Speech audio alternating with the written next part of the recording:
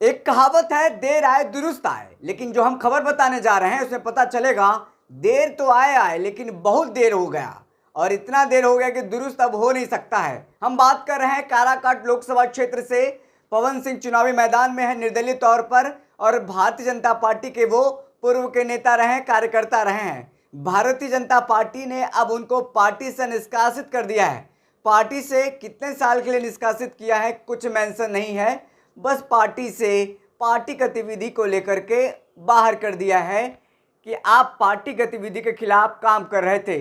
ये जग जाहिर सर्वविदित था। पवन सिंह को जब आसनसोल से टिकट दिया गया भाजपा की तरफ से, और वो मना कर दिए कि वहाँ से चुनाव नहीं लड़ेंगे, पहले तो वो खुश थे, उसके बाद अचानक से उनका हृदय परिवर्तन हुआ और उन्होंने कहा कि हम आसनसोल लोकसभा से चुनाव नहीं लड़ेंगे। ऐसे में भाजपा नेता उनको लगातार मनाने की कोशिश कर रहे थे, लेकिन पवन सिंह कह रहे थे आरा लोकसभा क्षेत्र से टिकट दीजिए, या बिहार के किसी लोकसभा क्षेत्र से टिकट दीजिए, या फिर यूपी चले जाएंगे या झारखंड चले जाएंगे, लेकिन हम चुनाव तो लड़ेंगे क्योंकि मां ने कह दिया है। और पवन सिंह ने वही किया। पवन सिंह को जब भारतीय जनता पार्टी ने टिकट नहीं दिया तो वो चुनावी मैदान में निर्दलीय तौर पर नामांकन दाखिल कर दिया, पर्चा भर दिया, और अब उनको कैंची छाप भी मिल गया है। कैंची छाप चुनाव चिन्ह है। ऐसे में बात जो शुरू होती है काराकाट को लेकर के, अब शुरू होती है। देखिए, एनडीए की तरफ से प्रत्याशी हैं काराकाट लोकसभा क्षेत्र से उपेंद्र कुशवाहा, और वहीं महागठबंधन की तरफ से हैं राजा राम सिंह। इन दोनों के बीच में लड़ाई होनी थी, लेकिन जैसे ही निर्दलीय तौर पर पवन सिंह कूदते हैं चुनावी मैदान में, वैसे ही मामला त्रिकोणीय हो जाता है। और उस समय तक लगातार देखिए, उस समय से टेंशन बढ़ता चला जा रहा था उपेंद्र कुशवाहा का चुनावी मैदान में, कि जैसे ही पता चला पवन सिंह चुनावी मैदान में कूद चुके हैं, और उपेंद्र कुशवाहा को ये लगने लगा कि अगर पवन सिंह चुनावी मैदान में निर्दलीय चुनाव लड़ रहे हैं तो वो कहीं ना कहीं एनडीए को नुकसान पहुंचाएंगे, यानी मुझे ही नुकसान पहुंचाने जा रहे हैं। क्योंकि जिस समाज से वो आते हैं, सवर्ण समाज राजपूत से आते हैं, और काराकाट में राजपूतों की संख्या ज़्यादा है। ऐसे में अगर जिस तरह से उनका फैन फॉलोइंग है, जिस तरीके से उनके समर्थक है, जिस तरीके से वो प्रचार कर रहे हैं जोरों शोरों से, और अगर ऐसा ही चलता रहा और भाजपा अंदर खाने कहा जा रहा था खेला कर रही है, चिराग मॉडल को लेकर के भी बातें सामने आ रही थी। जिस तरह से भाजपा 2020 में नीतीश कुमार को निपटाने के लिए चिराग मॉडल अपनाया था, उसी तर्ज पर 2024 के लोकसभा चुनाव में काराकाट से उपेंद्र कुशवाहा को निपटाने के लिए चुनावी मैदान में भाजपा ने पवन सिंह को उतार दिया है। ये बात चलने लगी थी, ये बात आम हो गया था, कार्यकर्ताओं में हो या फिर नेताओं में हो। इसी बात को लेकर के देखिए, लगातार भाजपा के नेताओं के तरफ से बयान भी आ रहा था कि नामांकन किया है, नामांकन अभी वापस कर लेंगे, उनको मनाया जा रहा है, लेकिन वो मानने को तैयार नहीं थे।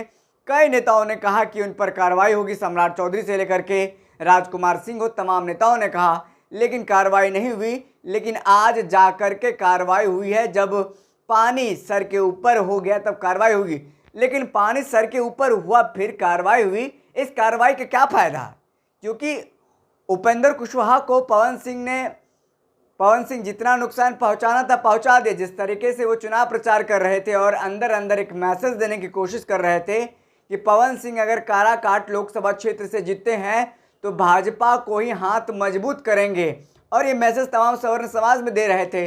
भले वो अपने मुख से बोल ना रहे हो, अपने मुंह से चुनावी सभा में बोल ना रहे हो, लेकिन वो जरूर अपने जो कार्यकर्ता हैं और उनके जो चाहने वाले समर्थक, उन तक ये बात चला गया था कि अगर पवन सिंह यहाँ से चुनाव जीतते हैं तो वो भाजपा को ही मजबूत करेंगे।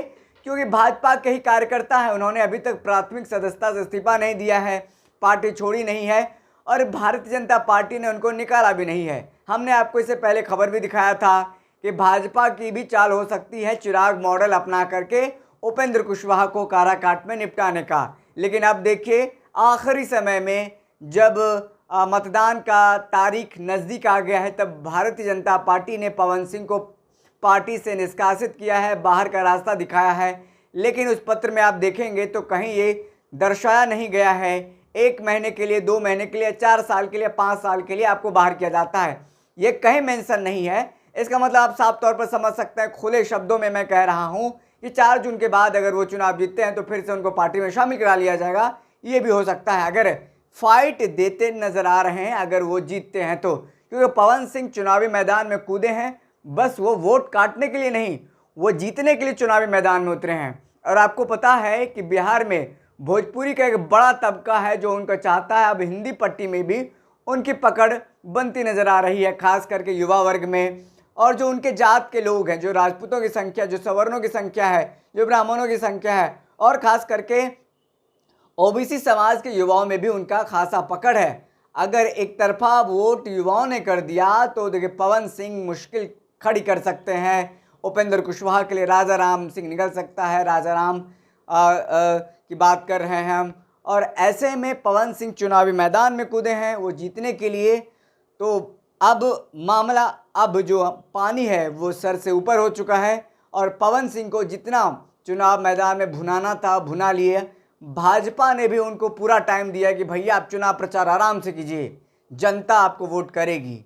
ये मान करके भाजपा इतना दिनों से छोड़ी हुई थी, जब उन पर प्रेशर बना, हर कोई सवाल करने लगा कि आपके नेता, आपके पार्टी के कार्यकर्ता ही आपके एनडीए घटक दल के लोकसभा प्रत्याशी के खिलाफ चुनावी मैदान में कूद पड़े हैं, चुनाव लड़ रहे हैं, तब तक उनके कान में जू नहीं रेंग रहा था। नेताओं का बयान भले आ रहा था, लेकिन अब जाकर के कार्रवाई हुई है। चुनाव मतदान नज़दीक है, उपेंद्र कुशवाहा की टेंशन बढ़ गई थी, अब क्या होगा, अब क्या होगा। लेकिन जो निष्कासन की जो पर्ची आई है, जो लेटर निकला है, जो निर्देश है, उसमें कहीं ये दर्ज नहीं है कि उपेंद्र, माफ़ कीजिएगा, पवन सिंह को 4 साल के लिए निकाला जाता है या 5 साल के लिए निकाला जाता है। फिर से दोबारा पवन सिंह भाजपा में शामिल हो सकते हैं कभी भी, यानी 4 जून के बाद ही या फिर कल ही हो सकते हैं, ये कोई गारंटी नहीं है। जब भाजपा ने अपने उस निष्कासन वाले लेटर में ये नहीं लिखा है कि हम 4 साल के लिए, 5 साल के लिए निकाल रहे हैं। आमतौर पर पार्टी के गतिविधियों में जो आरोप लगता है पार्टी के खिलाफ काम करने को लेकर के, तो 3 साल से लेकर के 5 साल तक की कार्रवाई होती है, पार्टी से बाहर का निष्कासन किया जाता है, बाहर का रास्ता दिखाया जाता है।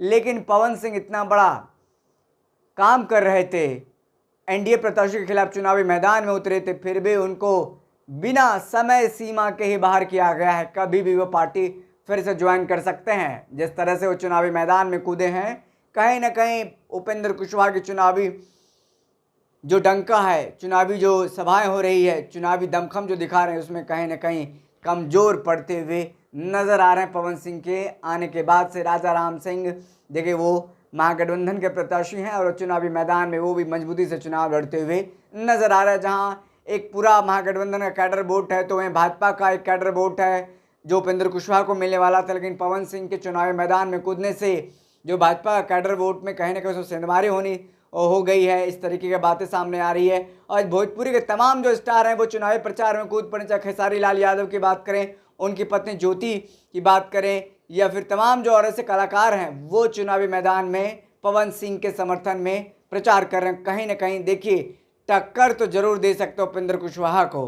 अब ऐसे समय में निकाला गया है जब सब कुछ हो गया है, पवन सिंह का सब पर्चा दाखिल कर दिया, नामांकन कर दिया, नामांकन वापस करने की तिथि खत्म हो गई और माहौल बन गया है उपेंद्र कुशवाहा, मतलब माफ कीजिएगा, पवन सिंह के लिए काराकाट में। वहाँ की कई जो जनता का हमने सुना, हमने परखा, जाना कि अब पवन सिंह के लिए माहौल बन गया। फिलहाल इस खबर में इतना ही, हमें दीजिए इजाज़त, फिर मिलते किसी बड़ी खबर के साथ, तब तक के लिए शुक्रिया।